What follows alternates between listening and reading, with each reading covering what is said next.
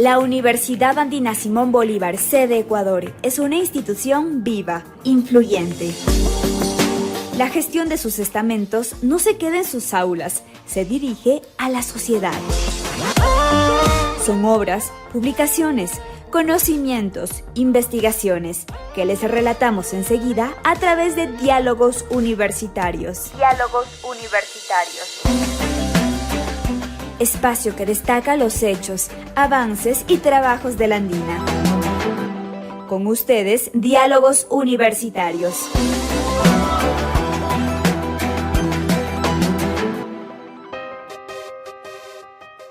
Un cordial saludo a audiencia de Voz Andina Internacional, la radio de la Universidad Andina Simón Bolívar. Estamos en una edición muy especial del programa Diálogos Universitarios. Y tenemos hoy la grata presencia de dos personalidades del área académica de Latinoamérica. Ellos son Beatriz Bustos, quien es docente de la Universidad de Chile, y también nos acompaña Felipe Milanes, o Milanés, me corriges, Felipe. Él, en cambio, es de Brasil, de la Universidad de Bahía. Bienvenidos, gracias por aceptar nuestra invitación. ¿Cómo les ha tratado Quito, Beatriz? Buenas tardes. Buenas tardes, ¿ya? Bueno, me ha tratado poquito Quito porque llegué esta mañana y estoy aclimatándome a la altura, pero muy bien, es un agrado, la ciudad es muy bonita. Bienvenida. Muchas gracias, Felipe. querido. Yo estoy encantado con Quito. Yo tenía sueño de venir a Quito hace más de 20 años. Estoy encantado con la belleza de la ciudad. Me encanta estar en los Andes, la fuerza, la energía de las montañas. Y además el arte y la arquitectura de la ciudad son increíbles. Estoy encantadísimo y enamorado del trabajo de Guayasamín, que es una Oh, sí, claro, inspiración claro, qué formidable. bien, Un gusto estar acá. qué bien. Prolonga tu estadía unos días, entonces. Y regresar mucho, espero. Bueno, arranquemos. Está en desarrollo acá en Quito el cuarto Congreso Latinoamericano de Ecología Política, tratando la ecología política y el pensamiento crítico latinoamericano, raíces, trayectorias y miradas al futuro. Pero esta trayectoria de estos eventos tienen ya su historia. Cuarto Congreso, caramba, atrás hay un gran y arduo trabajo que quisiera un poco explorar con ustedes. Beatriz, ¿cómo han sido los antecedentes para llegar a este cuarto Congreso? Uno se realizó Sí, en Chile también, claro. bueno, este congreso surge en el marco de una iniciativa Marie Curie, que son fondos de colaboración y creación de redes de la Unión Europea. En el cual se buscaba crear una red europea de ecología política, pero se consideró invitar a centros académicos de América Latina a ser parte de esta red. Y como parte de esa participación, una de nuestras actividades era organizar un Congreso Latinoamericano de Ecología Política para generar vínculos y visibilizar también los desarrollos y actores que han trabajado en ecología política durante décadas en América Latina para ponerlos en diálogo y conocernos, tender puentes con quienes realizan esta investigación en Europa. Este primer congreso se realizó entonces el año 2014 en Santiago de Chile, en nuestra facultad, la Facultad de Arquitectura y Urbanismo de la Universidad de Chile. Fueron más de 200 personas de toda América Latina y Europa y fue una instancia muy bonita porque fue el primer congreso efectivamente a nivel académico de ecología política tan masivo con participantes desde México a Tierra del Fuego y donde se hizo un esfuerzo explícito por generar espacios para interacción con organizaciones sociales y activistas que estaban trabajando en causas de ecología política. La ecología política es una disciplina, pero también es un movimiento. Tiene estas dos pies, ¿no? La ecología política lo que busca es hacer una investigación que sea significativa, que tenga un impacto y apunta a la transformación. Como su nombre lo indica, no es investigación abstracta y en el vacío, sino que es una investigación que se posiciona frente a la realidad ecológica, socioambiental de Latinoamérica y busca transformarla y avanzar hacia al mejoramiento de las condiciones de vida de las comunidades y los colectivos oprimidos. Entonces, desde el inicio, uno de los esfuerzos fue generar puentes no solo entre la Academia Europea y Latinoamericana, sino que también entre la Academia Latinoamericana y los movimientos sociales y ambientales que están en los territorios y desde los territorios construyendo ecología política. Después de ese encuentro, por favor, se realizó el segundo, y esto es lo bonito de la historia, porque el proyecto europeo financiaba solo un congreso. Y era en realidad un encuentro, un seminario, y nosotros lo transformamos, nos apropiamos de este espacio y lo transformamos en un congreso. Y con las mismas personas que participaron en ese encuentro, nos autoconvocamos y decidimos darle continuidad en el tiempo, generar un espacio permanente de reflexión y de encuentro que superviviera en el tiempo a cualquier financiamiento y que fuese autogestionado. Entonces, a partir de esa reflexión, es que un colega de la Universidad Católica del Norte, Manuel Prieto, en ese momento se ofreció como anfitrión del segundo encuentro que iba a ser en San Pedro de Atacama, Chile, 2 años más. Entonces, el 2016 se realizó el segundo encuentro en San Pedro de Atacama, donde fueron de nuevo cerca de 200 personas. Mantuvo este espíritu muy colaborativo de intercambio, interacción con organizaciones, con actividades, se sumaron terrenos y actividades de campo. Arte, también hubo una muestra fotográfica muy bonita, ferias de libros, y se le empezó a dar un carácter cultural, artístico, asociado a los temas que abordaban. Y nuevamente logramos el ejercicio de autoconvocarnos y acordar volver a continuar, renovar este pacto, y ahí Felipe generosamente también se ofreció para que todos nos encontráramos en Bahía el 2018. Así que ahora le cedo la palabra a Felipe para que cuente lo que sigue. Claro, los siguientes avances con Felipe. Muchas gracias, Ramiro y Bea, por recordar essa trajetória, não? Que estamos aí colectivamente construindo espaços de pensamento e de luta na América Latina, de ecologia política. Eu era investigador de doutorado no projeto Entaito, quando eu estive no congresso organizado por Bea e Maria, e me encantou muchísimo el encuentro, la fuerza del encuentro y de pensar desde América Latina essas cuestiones universales, ¿no? De cohabitación en el planeta, las crisis que tenemos y ecológica, política, la situación de emergencia climática, pero sobre todo de pensarmos entre nosotros en América Latina sobre nuestro futuro común.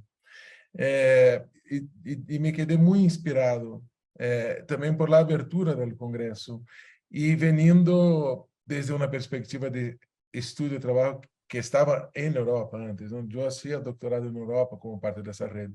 Luego eu empecé uma carreira como professor em Bahia, é um estado do noroeste do Brasil que tem uma natureza muito forte, muito potente, muito linda. Muitos pueblos indígenas, afro-brasileiros e uma larga história de luta. Luta anticolonial, luta por la tierra, uma história muito forte de las resistências em Brasil, pero com pouco intercâmbio dessas histórias de luta na América Latina por el aislamiento lingüístico e geográfico. Pero logramos fazer aí o encontro e aproximar las voces de las luchas y de pensamiento en América Latina. El Congreso ya tuve una característica de algunos años que ya estábamos trabajando juntos, de empezar a encontrar un punto común que compartimos, de una identidad que tenemos, de una ecología política que es distinta de la europea y no es propiamente de Latinoamérica, pero que emerge desde, ¿no?, los territorios acá. Y en este congreso ya fue posible tener más libertad y desarrollar más esas proximidades con las experiencias que hemos construido. y ahí fue posible tener líderes de movimentos sociales y que producen y trabajan con ecología política en Perú, en Chile, en Avenida Mapuche de Argentina, también gente de muchas partes del continente que se han participado en mesas de trabajo, de discusiones, de una manera horizontal de intercambio de ideas, que fue una de las características del Congreso que se realizó al final, al principio de 2019, que era en Brasil, ya pasado 2 años del golpe de Estado que ha sacado Dilma Rousseff del poder, pero era el primer año del gobierno Bolsonaro. Entonces, para nosotros en Brasil era una situación de una emergencia que sabíamos que íbamos a enfrentar una expansión del fascismo, de un momento muy autoritario. Desde donde estuviéramos en Brasil, estábamos con ansiedad también. Y fue una oportunidad de, en este momento, intercambiar experiencia con investigadores y compañeros de los movimientos en América Latina para encontrar puntos en común de defensa de la democracia, de nuestros territorios, de compartir cuidado común con nuestro continente. El Congreso ya tuve casi cerca de 1.000 personas participando, y mitad casi eran integrantes de los movimientos sociales. Como la universidad en Bahía es una universidad pública y que tiene un fuerte compromiso de cotas de acción afirmativa y lucha por justicia histórica y racial también, fue un momento de ampliar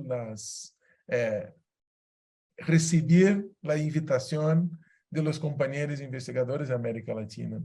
Y en Bahía también ya desarrollamos una experiencia que teníamos, que hubo en Atacama también, y que ya veníamos intentando hacer en los congresos, que era de hacer las visitas de campo, de salir del espacio justo de discusión académica, pero ir a visitar los territorios y hacer intercambio en los territorios. Y organizamos 2 encuentros en palenques, en quilombos que están en la región de Salvador, y fueron momentos muy fuertes de intercambio de experiencias de ecofeminismos, de luchas contra a contaminación y de crear nuevos pensamientos. Y de ahí que el grupo de Ecuador, con Melissa Moreano, Ivonne Yanes, de Acción Ecológica, ministra de la Andina, Manuel Bayoni y otros de Flaxo, y un grupo muy interesante, muy motivado, muy movilizado acá en Ecuador, se prontificó también, se sumó para organizar el encuentro que estamos teniendo ahora. Y desde nuestros puntos de vista de ecologías políticas también, estamos siempre, yo ya estaba, y todos nosotros estamos muy animados de venir a Ecuador, porque ya hace años que Ecuador contribuye y mucho para el mundo con nuevos conceptos y nuevas prácticas de lucha territorial, ¿no? Entonces es un gran honor y pienso que venimos en un momento muy importante a Quito, ¿no? Un momento de reinspiración para el futuro y un futuro común en América Latina frente a la expansión de los autoritarismos y de la emergencia climática. Muy bien, muchas gracias por estos contextos que nos han dado Felipe y Beatriz. Veo que se ha conectado también Fernando Larrea, él es docente del área de ambiente y sustentabilidad de nuestra Universidad Andina. Ya vamos con usted, estimado doctor. Permítame, primero a Beatriz y a Felipe, la misma pregunta.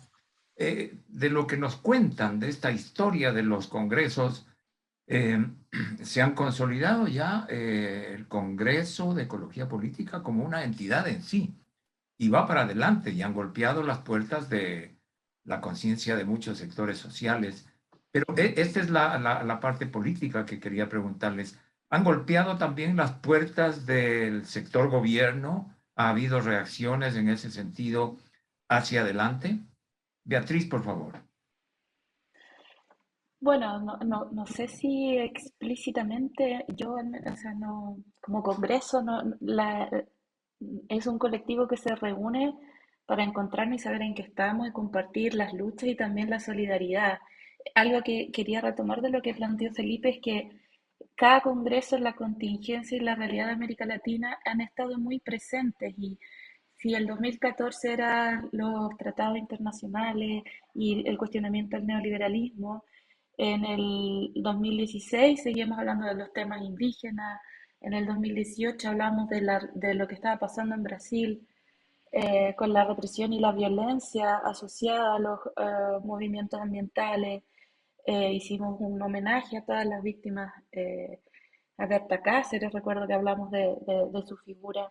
Y este año muchas de las ponencias, si ustedes se fijan en el programa, tienen que ver con los procesos constitucionales que han ocurrido en Chile, que han ocurrido en otros países de América Latina y el momento de crisis en el que estamos planetaria, ¿no? La crisis climática, la crisis política, el agotamiento del neoliberalismo como un modelo que sostenga y el avance de los populismos de ultraderecha en distintos países de América Latina son ejes claves de los debates y de las conversaciones.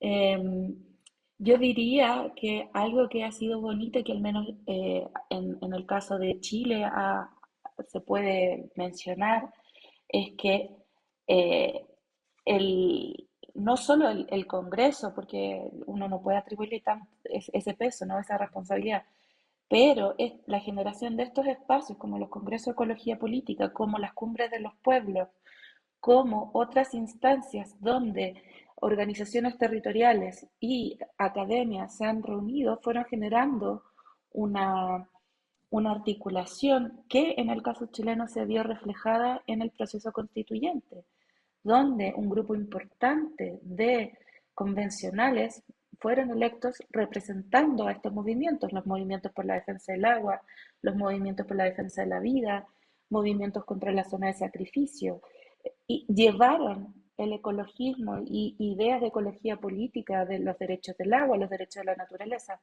a la propuesta constituyente y abrieron espacios de participación muy importantes donde la academia, tuve la suerte de poder participar en esa instancia, presentó y respaldó estas propuestas y estas visiones.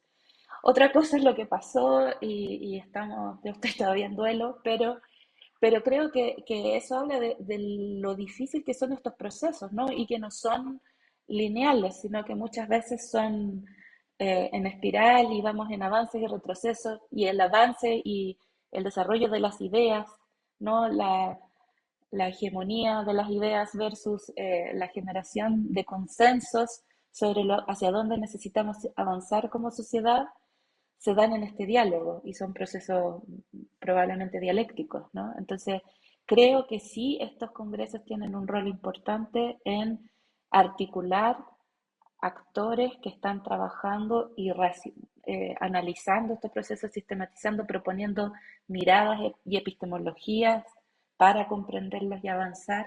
Quizás tenemos que todavía avanzar mucho más en ser más claros en cuál es la alternativa, cuál es el mundo posible al cual queremos invitar a la sociedad latinoamericana. Yo creo que para frenar los populismos de derecha tenemos que ser mucho más claros en cuál es ese mundo nuevo al que queremos invitarla. Y eso espero que en este congreso sea uno de los temas centrales de la conversación y la discusión.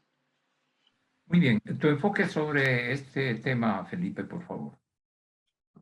Desde el principio, Ramiro, Bea Bustos y su compañera de universidad, María Cristina Fracú, siempre ellas tuvieron mucha atención en hacer un congreso, un encuentro que fuera distante del sistema de congresos, de los grandes congresos de mucha impessoalidad, competencia, pero hacer espaços mais fraternos, de solidariedade, onde pudiéramos encontrarnos, intercambiar ideias e ampliar as possibilidades de trabalhar de maneira indisciplinária e interdisciplinária também, de reconhecer outras dimensões de conhecimentos, outras formas de produzir conhecimento. Isso foi uma inspiração e Bea e Maria têm um mérito de saber sempre como inspirar a gente que vai construir o Congresso para que tenhamos foco principal en la gente que va a estar ahí en el encuentro. No que se trate de disputas políticas internas de una academia, ni de una busca de fondos o cosas así, pero es construir espacios que possamos construir redes, intercambiar ideas. Y el Congreso ha tenido mucha influencia en ampliar la dimensión y la visión de las ecologías políticas. Mientras que en el norte global se sigue mucho ecologías políticas tecnocratas, con mucha ansiedad diante de la catástrofe y sin saber cómo posicionarse frente a los autoritarismos o la despolitización, de la mercantilización de la naturaleza, hemos podido encontrar maneiras de produzir conhecimento alternativo, de produzir conhecimento com os territórios, intercambiar as experiências e abrir cada vez mais também nos espaços em las universidades de um reconhecimento da ecologia política como uma ferramenta fundamental para compreender este mundo que estamos vivendo diante de tantas violências assim. Em Brasil foi muito efetivo o Congresso, que se falava muito pouco de ecologia política em Brasil, e não somente depois do Congresso, muitas redes han sido ampliadas, com mais intercâmbio de ideias com a América Latina, mas sobretudo para encontrar, isso era algo que me inspirou muito em liderar a organização em Brasil, de encontrar ecologias políticas que já se praticavam no Brasil, desde as lutas por democracia, por direitos, por os territórios. E estamos abertos para escutar essas outras experiências. Essa é uma característica que estamos construindo coletivamente no Congresso e lo veo em la organização acá em Quito, um desenvolvimento exemplar dessa experiência. ¿No? As mesas estão super potentes, com uma forte participação de intelectuales de los territorios, con intelectuales de la academia, ¿no? De encuentros de perspectivas. Estoy seguro que el encuentro de Quito va a ofrecer nuevas contribuciones para que podamos construir en América Latina nuevas formas de producir conocimiento en nuevas universidades también. Universidades que sean descoloniales, producción de conocimiento descoloniales y para el bien común de todos, ¿no? Para que tengan posibilidad de producción de conocimiento y reconocimiento de esa producción de conocimiento sin el academicismo nortecéntrico o algo. Y eso es algo que estamos en un proceso de construcción que anima y nos alegra mucho.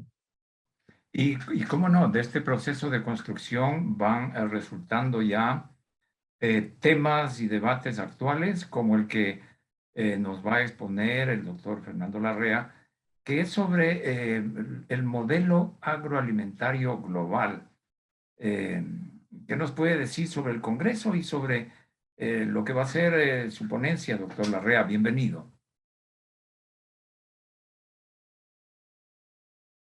Muy buenas tardes con todas y con todos. Buenas tardes. Realmente es un gusto estar acá y compartir brevemente este espacio con Felipe, que estuvo a propósito, un saludo muy cariñoso.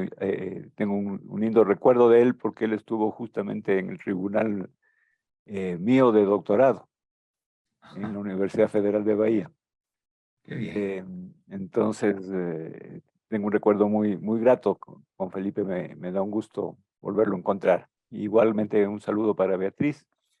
Sí, la verdad, si uno piensa un poco en las dinámicas del campo latinoamericano, en los últimos años, en las últimas décadas se han producido transformaciones profundas, ligadas muy fuertemente a una dinámica, la dinámica de los mercados internacionales, en donde América Latina reforzó su papel de proveedor de materias primas y alimentos a los mercados internacionales. Y eso ha significado una expansión muy fuerte del agronegocio, especialmente en el caso del Cono Sur, y transformaciones muy fuertes en los sistemas agroalimentarios en toda la región. Creo que retomando un poco la pregunta en relación al Congreso de Ecología Política, me parece que es importante que se pueda discutir y avanzar en propuestas en relación a lo que sería una ecología política de la agricultura en América Latina. El campo latinoamericano está atravesado justamente por ese proceso de expansión de la agricultura capitalista, está atravesado muy fuertemente por relaciones de poder que incluyen a los grupos más poderosos en los diferentes países y en toda la región. Y frente a esa dinámica de expansión de la agricultura capitalista, también tenemos una diversidad y una fuerza bastante grande de las agriculturas campesinas y de los movimientos campesinos, que muchas veces se ubican o resisten a ese proceso de expansión de los agronegocios en América Latina, que se da en muchos casos por sobre los territorios de comunidades indígenas, comunidades quilombolas, etc. Y yo soy Germán Tamana, soy un proyecto de Sostenible, que fue la que hizo primero. Ahí se interrumpió el audio, o más bien incursionó. Hubo una, creo que No Melissa previsto. estaba... Bueno, Llegó Melissa. le saludamos a Melissa en todo caso. Bienvenida, Melissa. No, Y es pero bueno, pues en exposición el doctor Larrea. ¿Tienes ahí algún audio, Pero Melissa? no me cae mal. Sí, perdón, era solo para decirles que Ramón va a estar en la entrevista, entonces ya le voy a llamar, que está aquí al lado mío. Ah, ya. Sí, pero hay una interferencia de un audio. Ahí estamos bien. Bueno, doctor. Sí, eso es lo que estaba comentando. Creo que tanto Beatriz como Felipe deben ver también con mucha fuerza esos procesos en sus respectivos países. Yo personalmente que viví varios años en Brasil, vivencié muy directamente ese proceso de expansión de la agricultura capitalista y todas las consecuencias que fue teniendo para los sectores campesinos, comunidades indígenas, comunidades quilombolas, en el caso brasilero. Y adicionalmente, también hemos sido testigos de esos procesos de resistencia y de lucha de los movimientos campesinos e indígenas, ¿no? Hasta hoy, con mucha fuerza. Y es muy importante lo que usted anota, doctor Larrea. No sé si Ramón Vera está ya al audio nuestro, nos está escuchando, su micrófono está interrumpido en todo caso. Abra su audio, por favor, y le damos la más cordial bienvenida. Aquí estoy, sí, buenas tardes. ¿Qué tal? ¿Cómo están todos ustedes, todas y todos ustedes? ¿Cómo están? Mucho gusto de estar aquí y por la invitación. Muchas gracias. Gracias a usted, Ramón, por estar aquí en este diálogo. Pensábamos hacer dos temas diferentes, pero mejor la oportunidad de debatir conjuntamente está muy importante. Habíamos hablado como antecedente, Ramón, primero sobre la historia de los congresos de ecología política y estaba ya el doctor Fernando Larrea incursionando en el tema del modelo agroalimentario global. Quisiéramos darle la palabra para ver sus sensaciones frente a este cuarto congreso y bueno, ¿qué tiene preparado para su exposición? Sí, bueno, pues por lo pronto le empiezo con lo que es el tribunal de estas supuestas catástrofes naturales. Me parece muy pertinente y muy importante, y yo creo que tenemos que profundizar justamente con tribunales.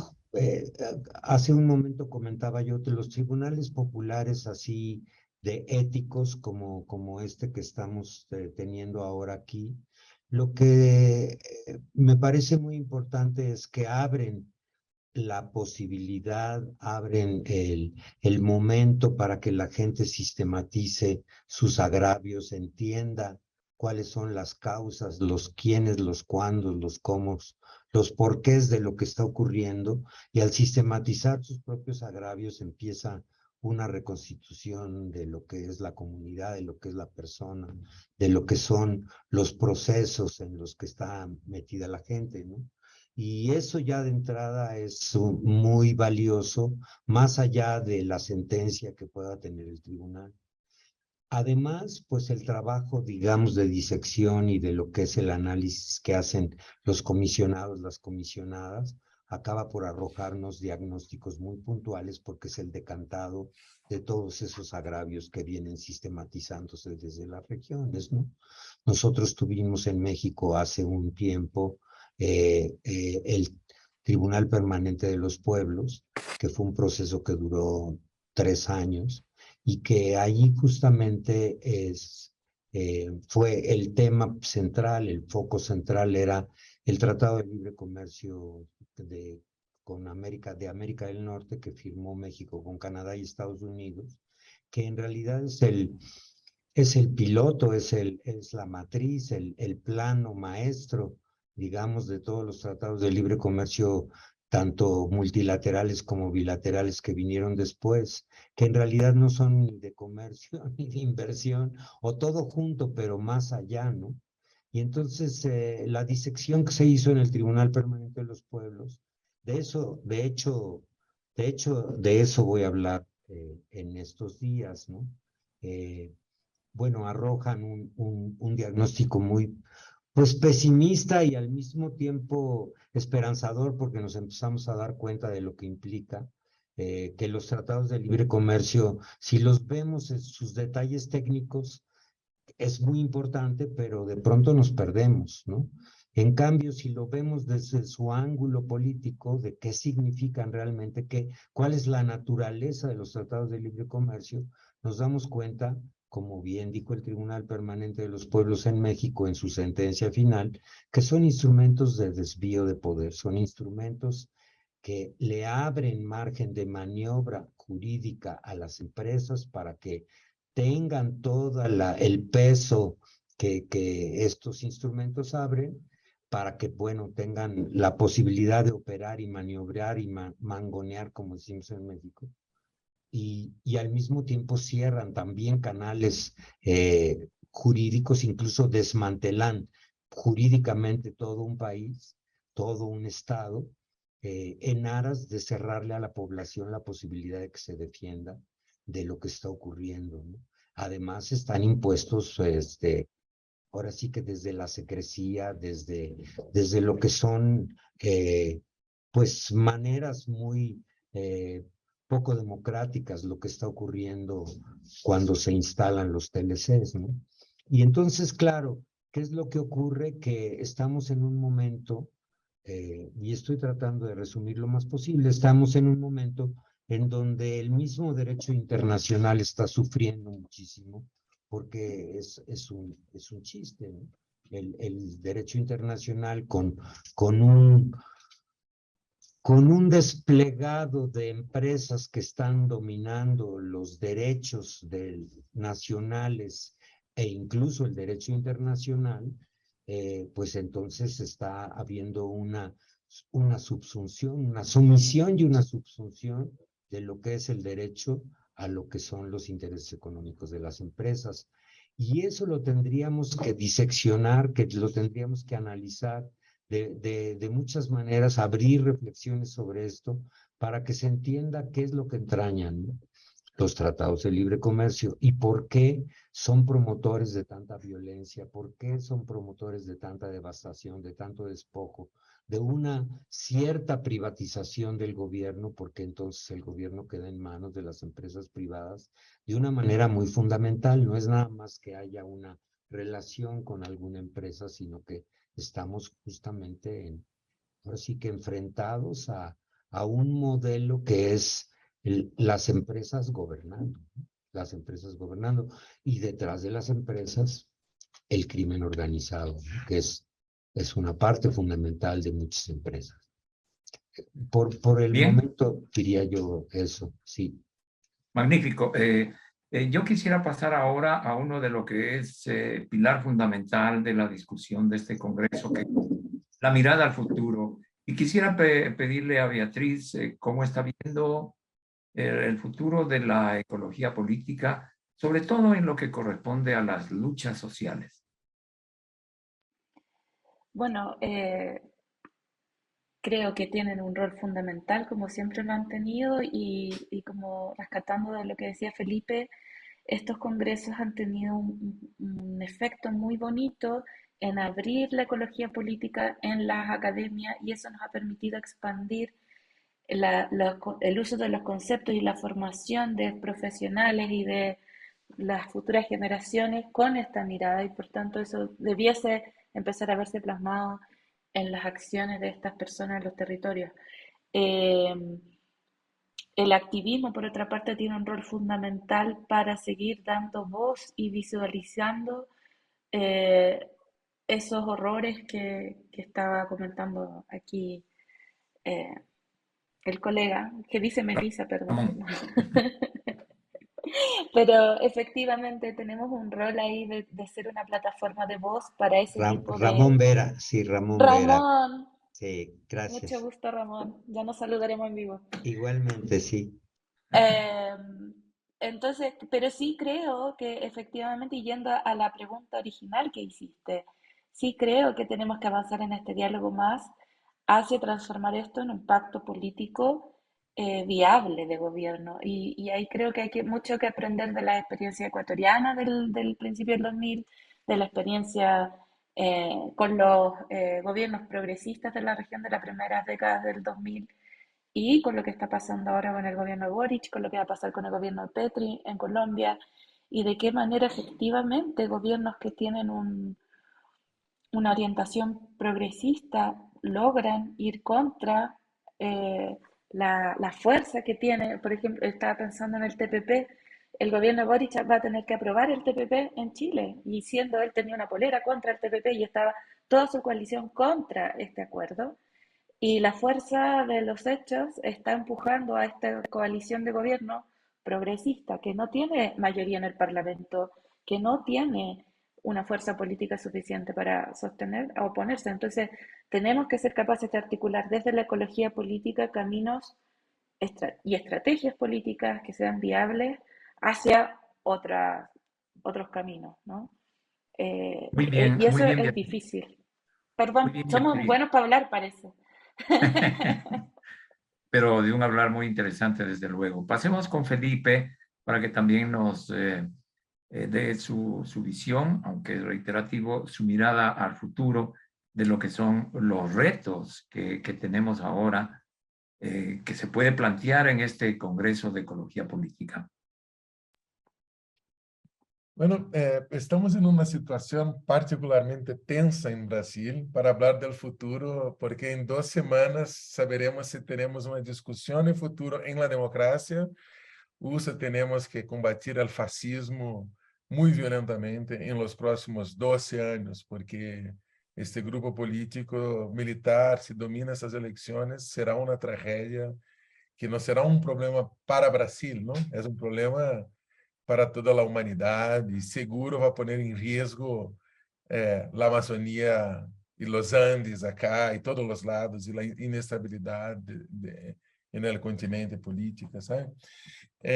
Pero a ecologia política nos ajuda muito a compreender a emergência desses processos de violência. E lo veo, a ecologia política me ajudou muito a compreender a violência na Amazônia e a violência em muitos lugares por relacionar nas dimensões sociais e ecológicas dessas produções de violência.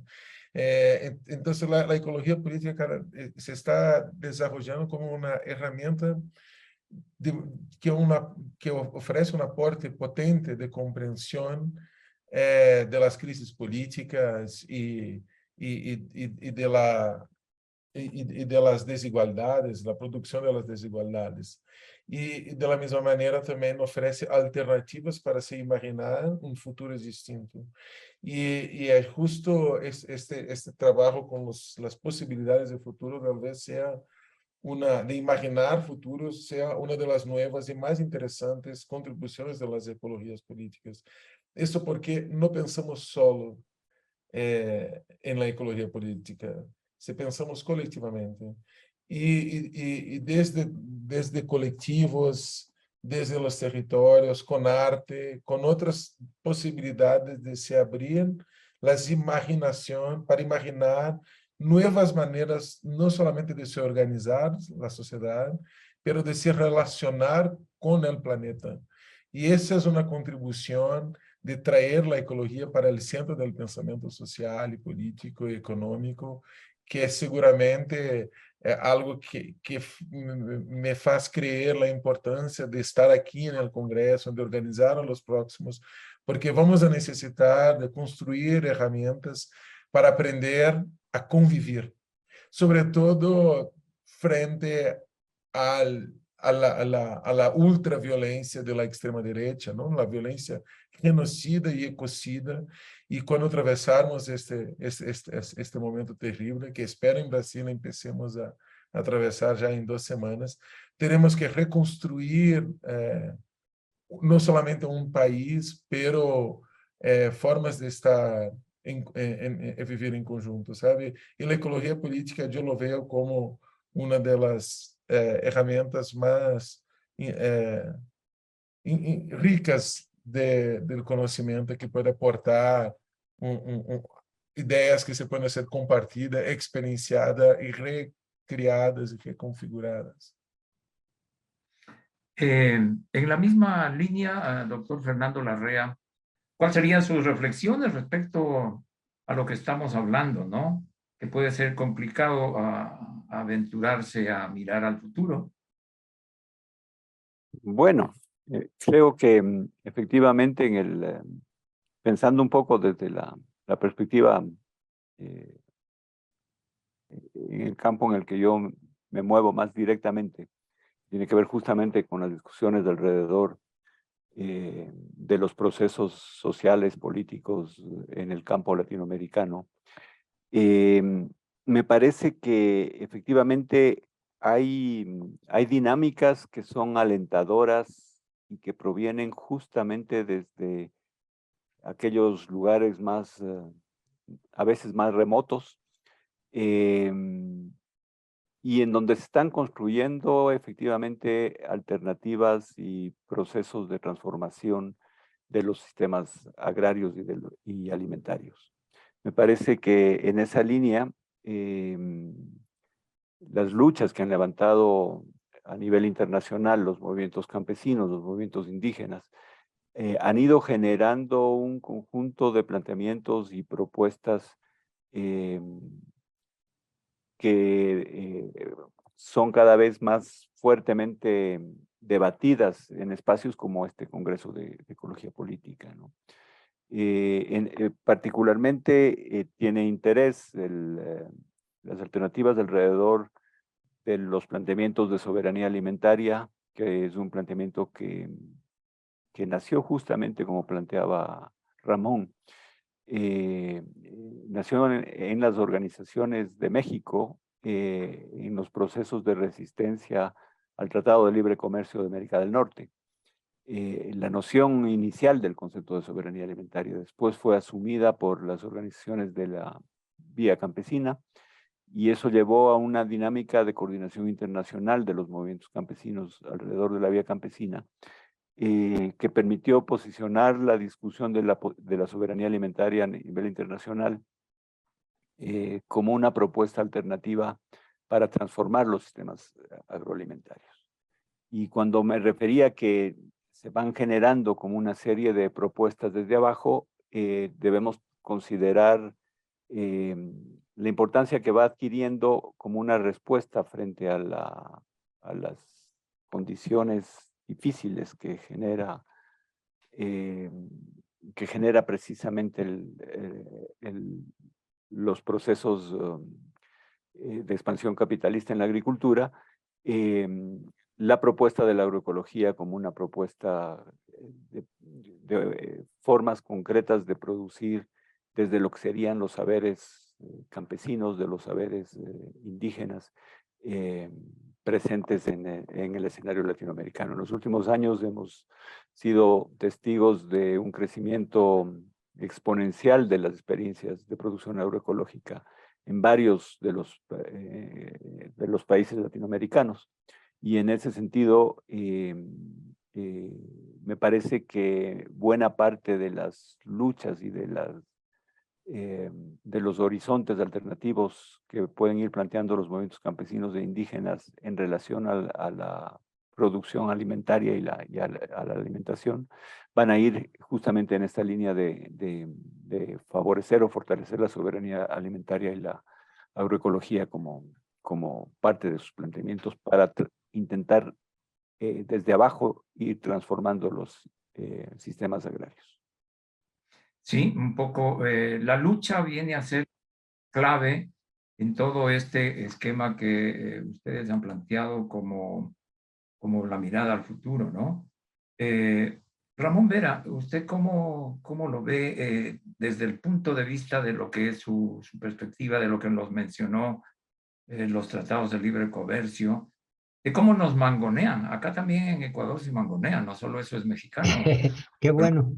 Sí, qué bueno, qué No solo- malo, pero qué bueno que se use el término, porque sí es Sí, muy sí, sí, gráfico, sí. ¿no? Es muy gráfico. Así que, Bueno, tu reflexión al futuro, Ramón. sí, para ver al futuro, yo creo que es muy importante asomarnos a la historia, así 2 segundos, como para entender de dónde viene la idea de la soberanía alimentaria, porque pareciera que es una concreción reciente y en realidad siempre ha sido así, pues, es decir, lo que es raro es que de pronto le hayan querido robar a la gente y lo han logrado en gran medida. La Revolución Verde es ese robo que le robaron a la gente la posibilidad de resolver por medios propios lo que más le importa, y entre ellos su propia alimentación, su propia producción de alimentos, eso que antes se le llamaba, no peyorativamente, las siembras o los cultivos de subsistencia, ¿no?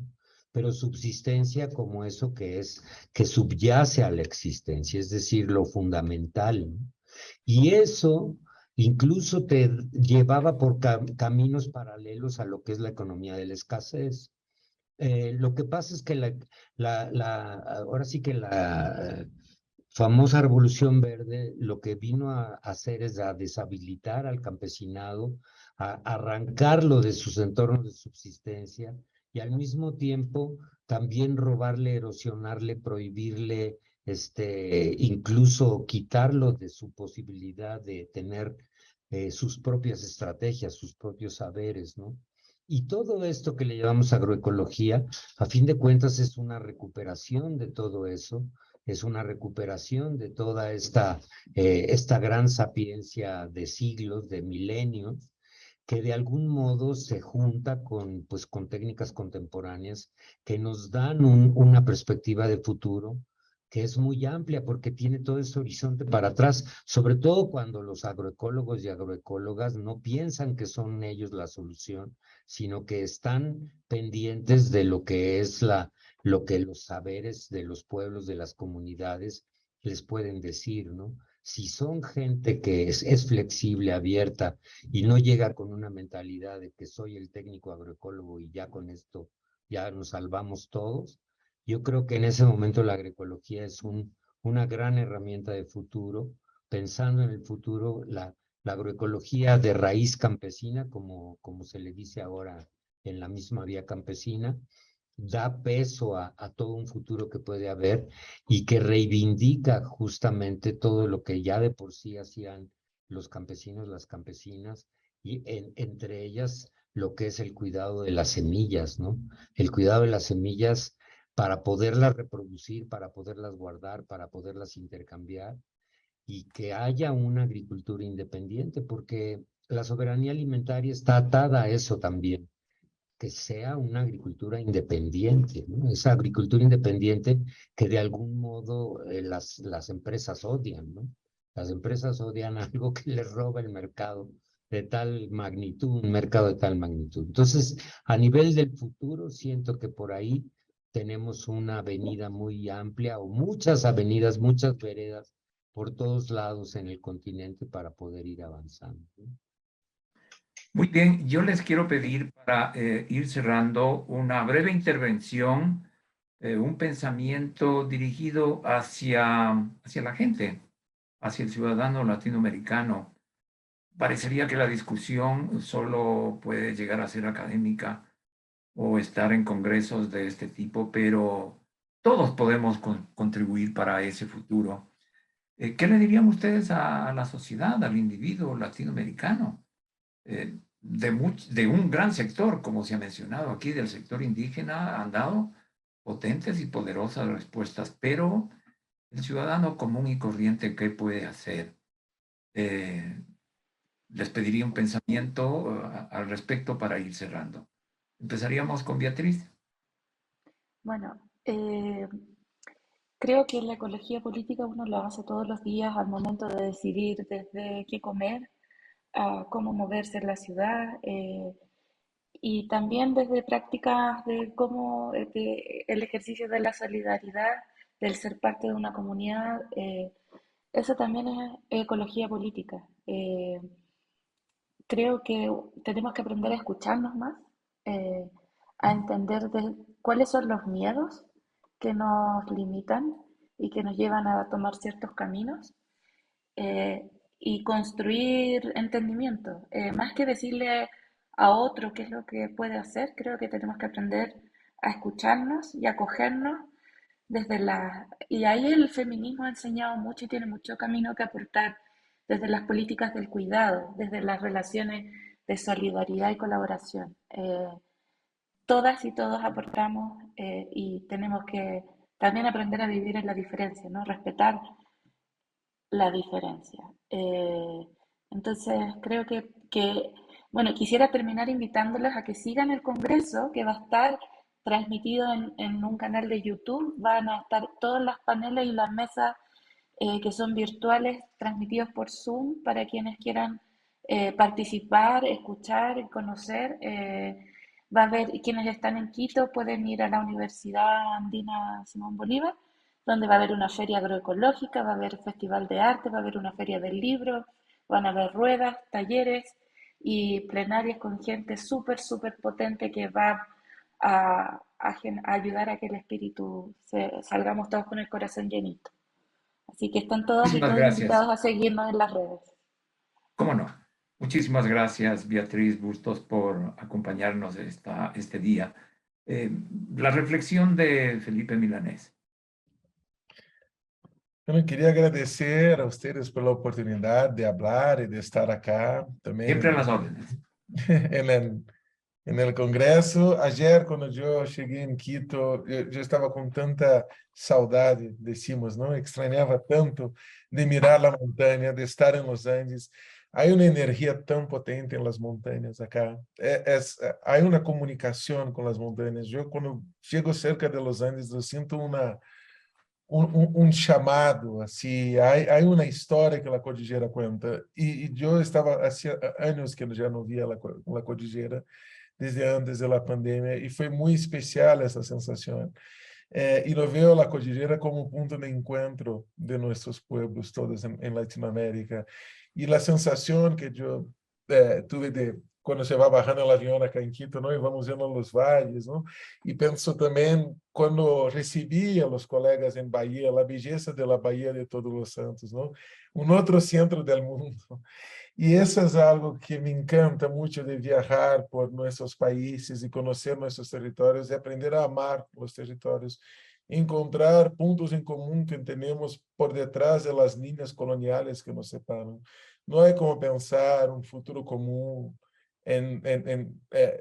pensando por essas ideias de nações que nos separam de los estados que competem e mirando sempre hacia o norte, pero mirando mais entre nós e aprendendo a amar mais esta terra e a compartilhar mais a potência da montanha com a selva, com os bosques.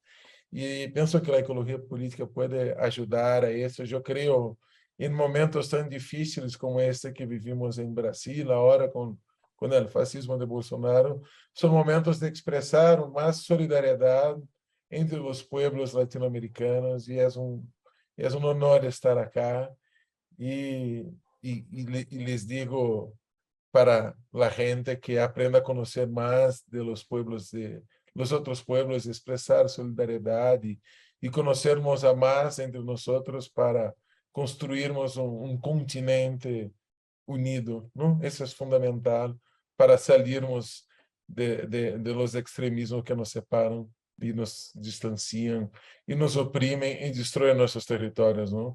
Hay un trabajo de un artista indígena en Brasil muy lindo, se llama Jaider Esbel, que murió hace exactamente un año, y en su pantalla dice, ama como o índio ama a mata, ¿no? Ama como el indígena ama el bosque, y aprender a amar a Viajala.